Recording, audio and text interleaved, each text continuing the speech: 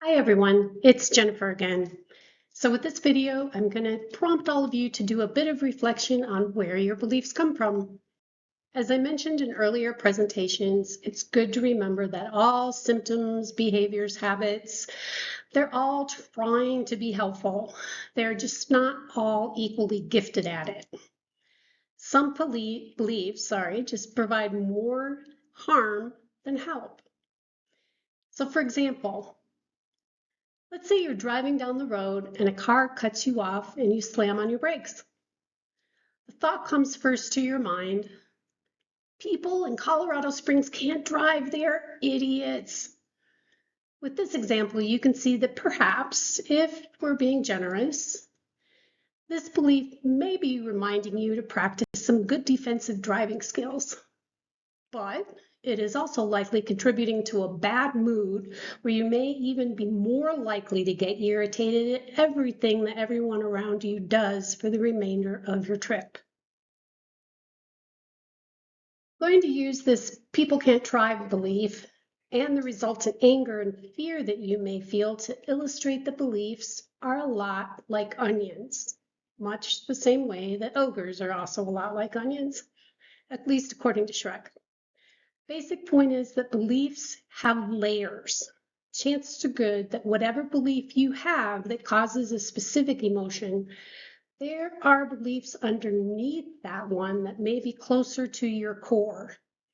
It is often those beliefs that produce an emotional response. The bigger the emotional response, the more likely you are close to the root belief that is causing you distress.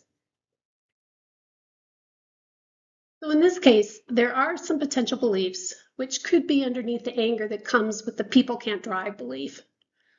Over the years, I have heard quite a few, such as people are oblivious, people don't care about anyone but themselves, people are dangerous. This could lead to another layer of beliefs about yourself, such as I'm being disrespected, I'm not safe, I don't matter, but I need to show them that I do matter.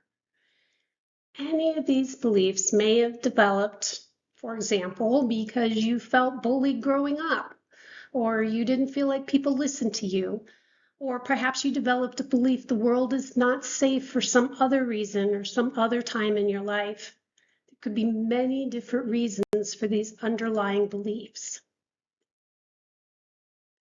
All these beliefs could then lead to some unfortunate reactions on your part, such as avoiding driving at certain times of the day, causing you or your family inconvenience. It could cause you to be anxious when you drive, which then causes your muscles to tighten up and then causes some worsening chronic pain. Or it could cause you to race up to the person to cut them off or flip them so that you can show them that you absolutely do deserve respect. They are not more important than you. This could lead to an accident, or even worse, a confrontation. With all this can come a pretty hefty dose of adrenaline and cortisol, and it may take a bit for you to calm down and let it wash out of your system before you can think more clearly. I recommend after you have calmed down from the emotions you experienced is the time for an after-action report. This AAR you do on yourself and the situation. You begin to figure out the belief as close to the core as you can.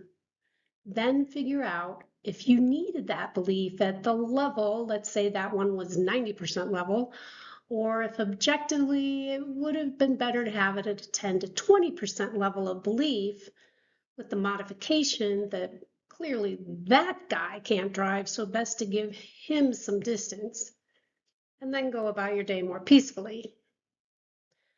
I recognize that sounds super easy, but it takes a lot of practice doing AARs on yourself and then challenging the belief, which I'll cover in the next video, and repeatedly doing it, you will begin to reflexively feel less activated.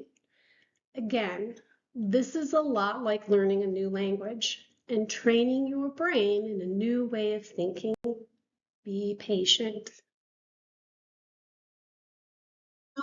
In the last example, we looked at how some early childhood beliefs could greatly be impacting how we feel about ourselves and the world.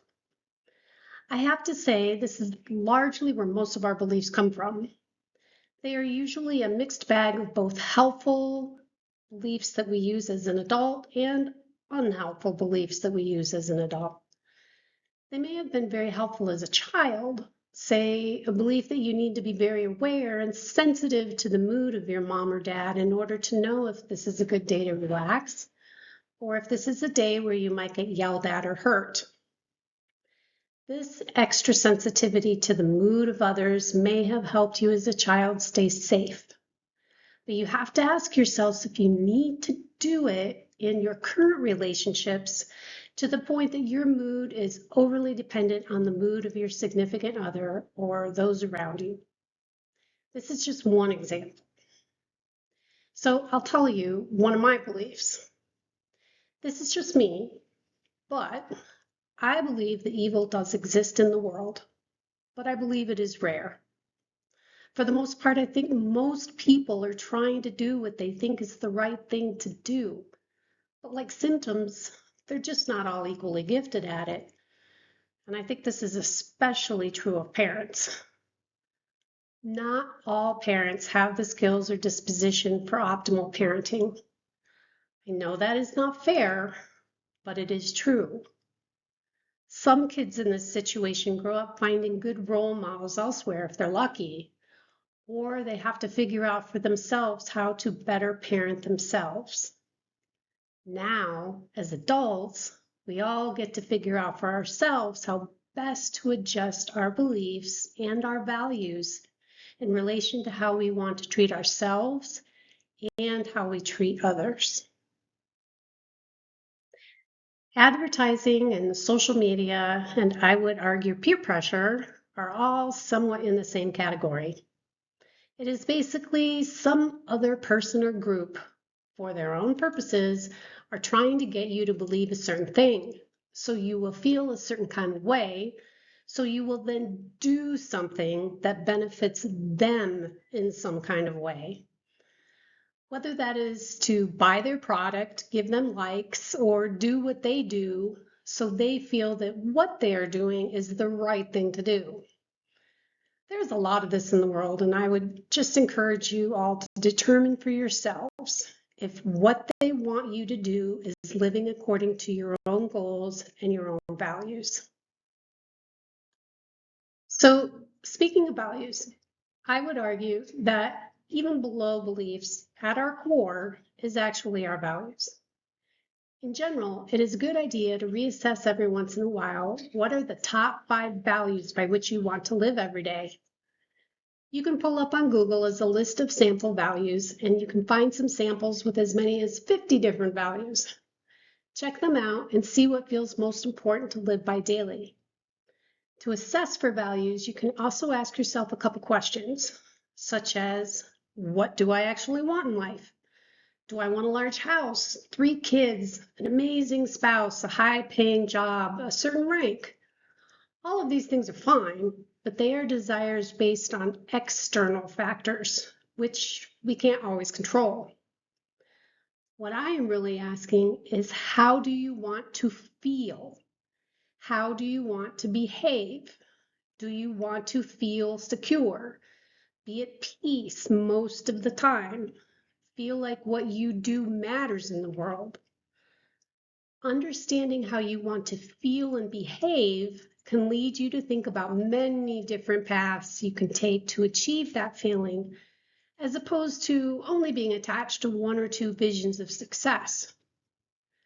Next, take a look at your overall habit thoughts. Are your habit thoughts helping you to achieve and live these values? Or is your habit thought needed in a particular situation in order to live towards your values?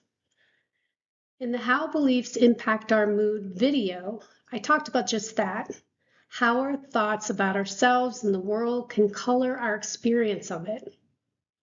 As discussed, you can notice when you feel an unpleasant feeling, wait till you are calm, and do an after-action report. Then ask yourself if that belief applies to the situation at hand to the degree the unpleasant feeling was experienced. I'll talk more in the next video about how to conceptualize a mental health after action report and how to go about that. In the meantime, as always, if you have any thoughts, questions, or concerns, please feel free to reach out to me or any mental health provider that you are working with. And I hope you have a good day. I'll see you in the next video.